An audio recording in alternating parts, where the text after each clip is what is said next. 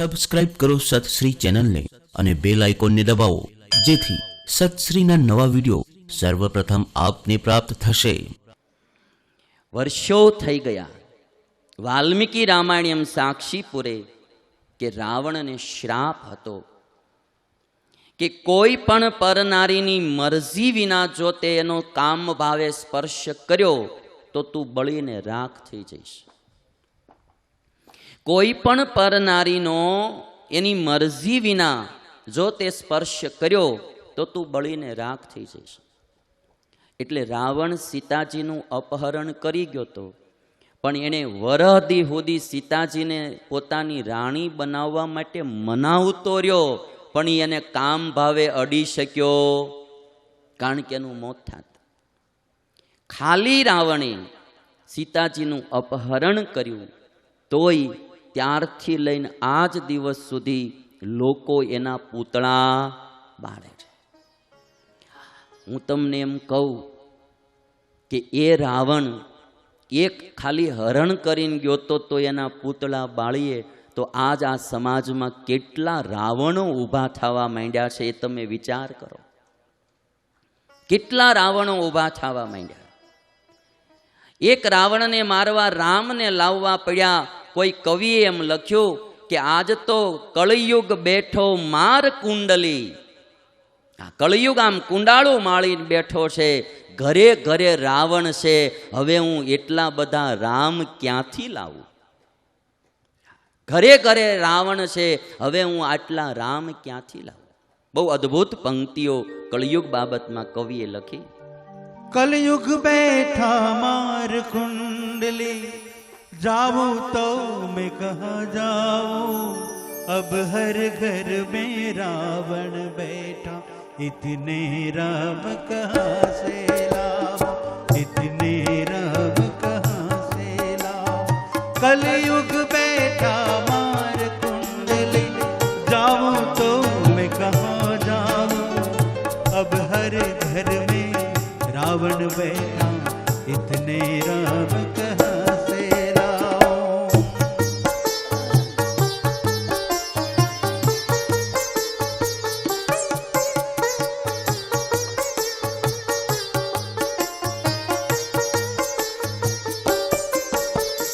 दशरथ कौशल्या जैसे मात पिता अब भी मिल जाए, पर राम सा पुत्र मिले ना जो आज्ञा ले बन जाए.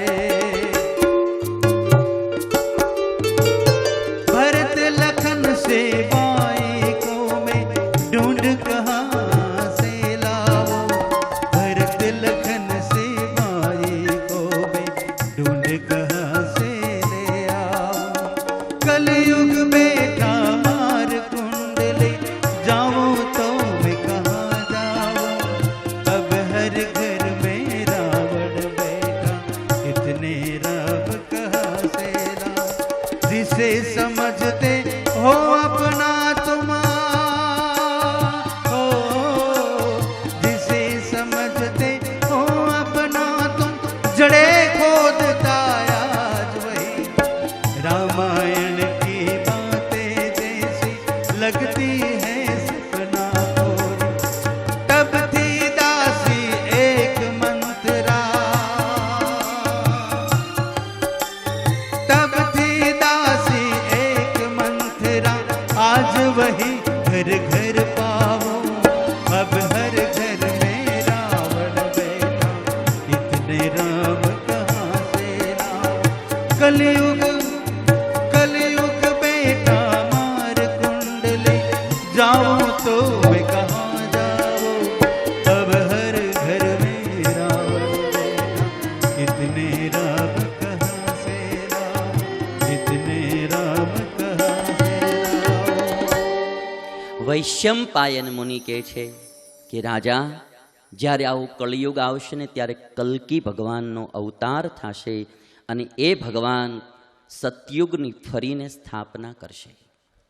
બ્રહ્માજીના એક દિવસમાં 1000 ચતુર્યુગી વ્યતીત થાય બ્રહ્માજીના એક દિવસમાં 1000 ચતુર્યુગી વ્યતીત થાય. 1000 સતયુગ, 1000 ત્રેતા, 1000 દ્વાપર ને 1000 કળયુગ વ્યતીત થાય. અત્યારે બ્રહ્માજીના 51મા વર્ષનો પહેલો દિવસ ચાલી રહ્યો છે, જેને શ્વેત વારાહ કલ્પ કહેવાય. આ દિવસને અને આ દિવસમાં અત્યારે 28મી ચોકડી ચાલે છે, એટલે અત્યારે 28મો કળયુગ ચાલી રહ્યો છે. એટલે જ્યારે તમે મહાપૂજા કે યજ્ઞ યાગાદિ કંઈક કરો ને, ત્યારે બ્રાહ્મણો આ રીતે સમય બોલતા હોય છે કે બ્રહ્મણ દ્વિતીય પરાર્ધે શ્વેત વારાહ કલ્પે અષ્ટાવિંશતિ તમે કલિયુગે. 28મા કળયુગમાં, અટાણે 28મો કળયુગ ચાલે છે. હજી તો 1000 કળયુગ વ્યતીત થાય. આ 28મો હાલે છે.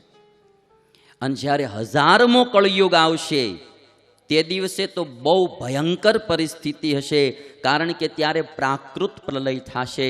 અને એ કળયુગનું પણ વર્ણન મહાભારતે અટાણથી લખી નાખ્યું છે. 1000મો કળયુગ જ્યારે આવશે ત્યારે શું થશે? સહસ્ત્રાંતે નરા સર્વે પ્રાયશો નૃતવાદિનઃ. 1000મા કળયુગમાં બધાય માણસો ખોટું જ બોલતા હશે, કોઈ સત્ય નહીં બોલતા હોય. બ્રાહ્મણા સર્વભક્ષ્યાશ્ચ ભવિષ્યંતિ કલો યુગે. બ્રાહ્મણો બધુંય ખાનારા થઈ જશે. દારૂ, માંસ, બીજું ત્રીજું બધું ખાશે. ભૂયિષ્ઠમ કુટમાનૈશ્ચ પણ્યમ વિક્રીણતે જનાઃ વણિજશ્ચ નરવ્યાઘ્ર બહુમાયા ભવન્ત્યુત. 1000મા કળયુગમાં વેપારીઓ બધાય માયાવી થઈ જાય, ગ્રાહકોની છેતરપિંડી જ કરશે. એને વેપાર કરીને આજીવિકા ચલાવવું એટલું નહીં, એ વેપારીઓ કોઈ પણ વસ્તુ વેચતા હશે, ચીટિંગ ને ચીટિંગ, દગા દુગી, ભેળ સેલ બતાવશે કાંઈક અને આપશે કાંઈક, માયાવી થઈ જશે. આમાં વણિજઃ શબ્દ પ્રયોગ કર્યો છે. વેપારીઓ બધા છળ કપટ કરનારા, બહુ માયાવી થઈ જશે. અલ્પાયુષો દરિદ્રાશ્ચ. 1000મા કળયુગમાં બધાય દરિદ્ર થઈ જશે, અલ્પ આયુષવાળા થઈ જશે. અલ્પાયુષો દરિદ્રાશ્ચ ધર્મિષ્ઠા માનવા તથા. ધાર્મિક માણસો હશે, આખું વિપરીત થઈ જાય કળયુગમાં. સતયુગથી ધાર્મિક માણસો હશે એ ગરીબ અને અલ્પ આયુષવાળા થઈ જશે, અને જે પાપી હશે એ સમૃદ્ધ અને દીર્ઘ આયુવાળા થઈ જશે. આ તમને લો એક ક્લિપ બતાવું. બિલાડી ઉંદરડાને મારે ને તો એ આપણને સમજાય કે આ રીતિ કહેવાય, પણ એક ઉંદરડું બિલાડીને હેરાન કરે ને તમે જો, આ એ બિલાડીને કાઢે પાર. આ કળિયુગ છે. હા, ઊંધી રીતિ થઈ જશે. અને એમાં લખ્યું કે 16મા વર્ષે બધાના વાળ ધોળા મળશે થવા. આ મહાભારતમાં આવું લખ્યું. 1000મો કળિયુગ આવશે ને, હજી તો આ 28મો હાલે છે. તોય તે અટાણે તમે આમ જુઓ ને તો પેલા કરતા વહેલા ધોળા મીડ્યા થવા. અત્યારે આમ આપણે આમ જોઈએ તો નાના નાના છોકરાઓને ધોળા વાળ મીડ્યા થવા. હજી તો 28મો કળિયુગ હાલે છે. 1000મા કળિયુગમાં 16 વર્ષે બધાયના વાળ ધોળા થઈ જશે. નીલરજ માણસ થાપણના ધનને પણ હડપી લેશે. અને એક વાત નારીઓ માટે લખી કે પત્નીઓ પતિની સેવા નહીં કરે, પતિઓને છેતરી અને સ્વચ્છંદ જીવન જીવશે. અને 1000મા કળિયુગના અંતે પ્રલય થશે. વર્ષો સુધી વરસાદ નહીં વરસે. પ્રચંડ 7 સૂર્ય ઉદિત થશે. એક નહીં, હાથ સૂર્ય ઉગશે. વરસાદ ક્યાંય પડશે નહીં વર્ષો સુધી. પૃથ્વી તપેલી હશે. અને એ સમયે એક સાથે 7 સૂર્ય ઉદિત થશે. નદી અને સમુદ્રના જળને પણ સૂકવી નાખશે. આવી આગમવાણી મહાભારતમાં ભાખી છે.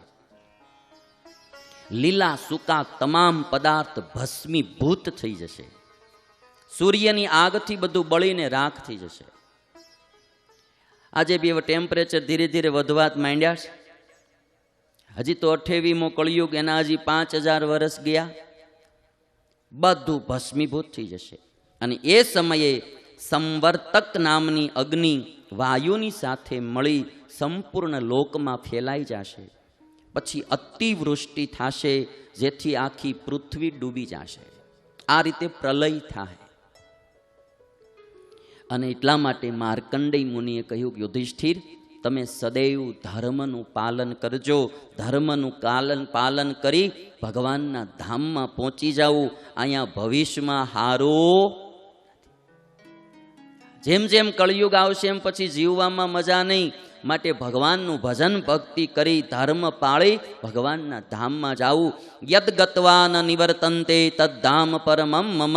જ્યાં ગયા પછી પાછું ન આવવું પડે એવું પરમાત્માનું ધામ છે, એમ કૃષ્ણ ગીતામાં બોલ્યા છે. આ બાજુ યુધિષ્ઠિર રાજાએ માર્કંડેય મુનિને એક પ્રશ્ન પૂછ્યો કે એક બક મુનિ હતા, જે બહુ ચિરંજીવી હતા, એની કથા મને સંભળાવો. અને ત્યારે માર્કંડેય મુનિ કહે છે કે સાંભળ રાજા, બક મુનિ હતા ને, ઇન્દ્ર એના મિત્ર હતા. એક દિવસ ઇન્દ્ર બક મુનિના આશ્રમમાં આવ્યા અને ઇન્દ્રએ મુનિને પૂછ્યું કે તમે લાખ વર્ષ થયા જીવતા આવો છો, તો તમે તમારી નજરે ઘણું જોયું હશે. આ આપણે જો ને 50, 60, 70, 80 વર્ષમાં કેટલું જોઈ નાખ્યું. તે જે લાખ વર્ષ ત્યાં જે માણસ જીવતો હોય એને તો કેટલું જોયું હોય. ઇન્દ્ર કહે છે કે તમે આ લાખ વર્ષમાં ઘણું જોયું હશે, તો સુખ દુઃખની અનુભૂતિ બતાવો કે આ લાંબુ જીવવામાં સુખ છે કે દુઃખ. અને ત્યારે બક મુનિ એવું કીધું કે લાંબુ જીવવામાં હક નથી મારા ભાઈ. શું કામ? કે જે આપણા હોય તો બધા વહેલા મૃત્યુ પામ્યા હોય. આપણે ચિરંજીવી એટલે મરીએ નહીં. આપણા જે કાંઈ હગાવાલા હોય એ બધા મૃત્યુ પામ્યા હોય. જે ગમતા હોય વયા ગયા હોય. નો ગમતાની ભેગી જિંદગી જીવવી એ દુઃખ છે. અપ્રિયે સહ સંવાસ પ્રિયેશ્ચાપી વિના ભવ અસદ્ભિ સંપ્રયોગશ્ચ તદ્દુઃખમ ચિરજીવિના. અને બક મુનિ કહે છે કે રાજા, પુત્ર દાર વિનાશોત્ર જ્ઞાતિનામ સુહૃદામપી. રોજ આપણા દીકરાઓ એના દીકરાઓને મરતા જોવા લાંબુ જીવીને, એના કરતા તો વહેલું વયું જાવો. પરેશ્વાયતા કૃચ્છમ કિમ નું દુઃખતરમ તતઃ. અને ઇન્દ્ર, લાંબુ જીવવામાં બીજાને આધીન જીવવું પડે એના કરતા તો વહેલું વયું જાવું. આપણે ખાલી બધા વૃદ્ધો દાદાઓ ઘણા અટાણે તમે બેઠા છો, જે જુવાનીમાં આમ તમારા પડકારે બધું હાલતું હોય, અને હવે અટાણે આપણા પડકારા હાવ પાણીમાં વયા જતા હોય. કેવું દુઃખ લાગે. એમ થાય કે આના કરતા હવે ભગવાન ધામમાં લઈ જાય તો.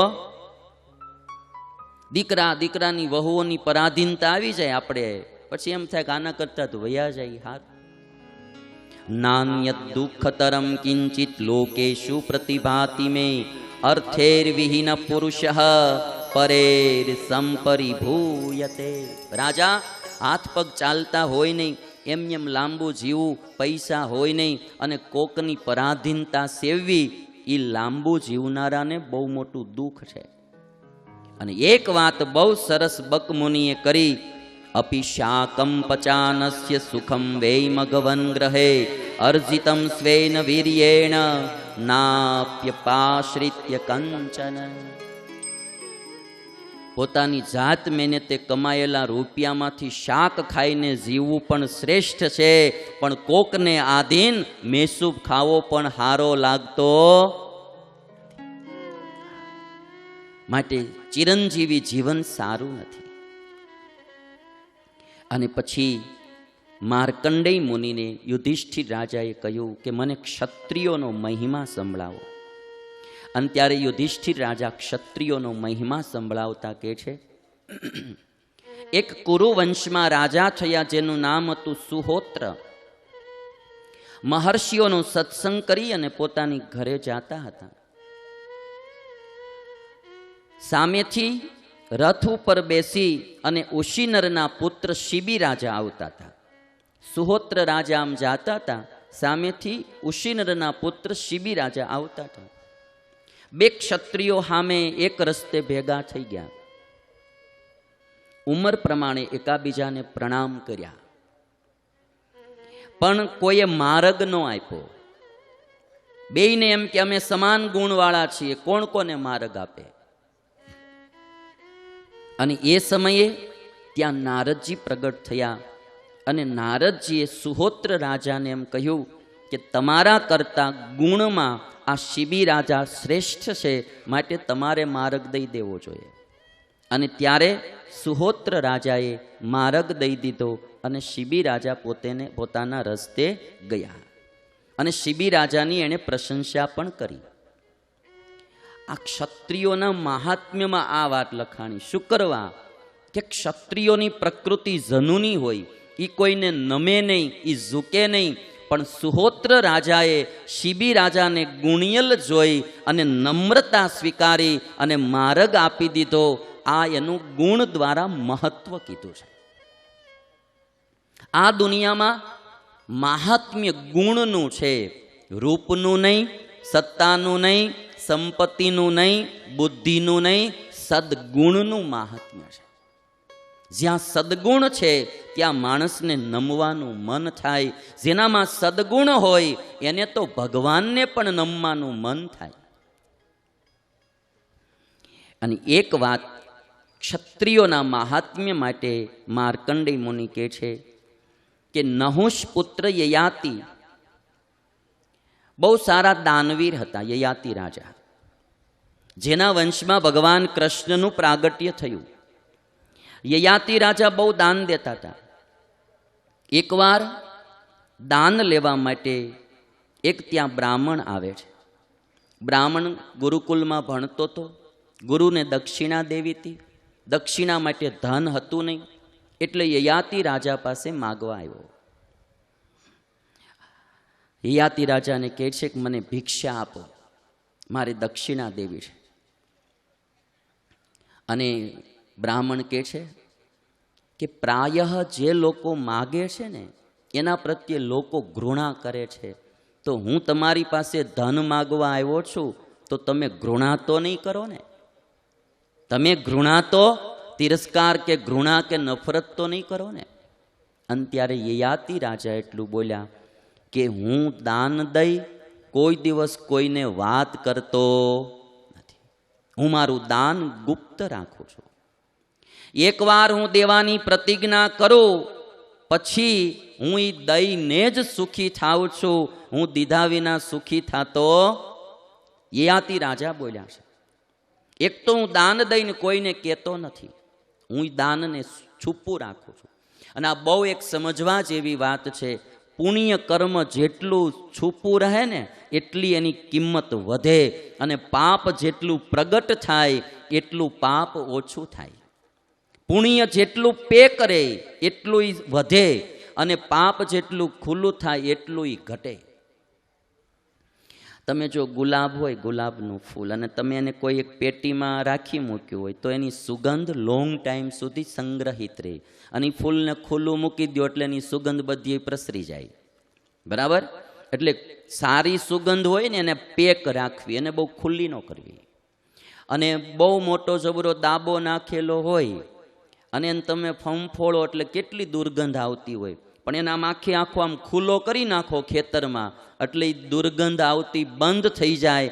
પાપ દાબાની જગ્યાએ છે, એને ખુલ્લું કરીએ એટલે એની દુર્ગંધ વહી જાય. યયાતિ રાજા કહે છે કે એકવાર હું દેવાની પ્રતિજ્ઞા કરું ને પછી દઈને જ સુખી થાઉં છું.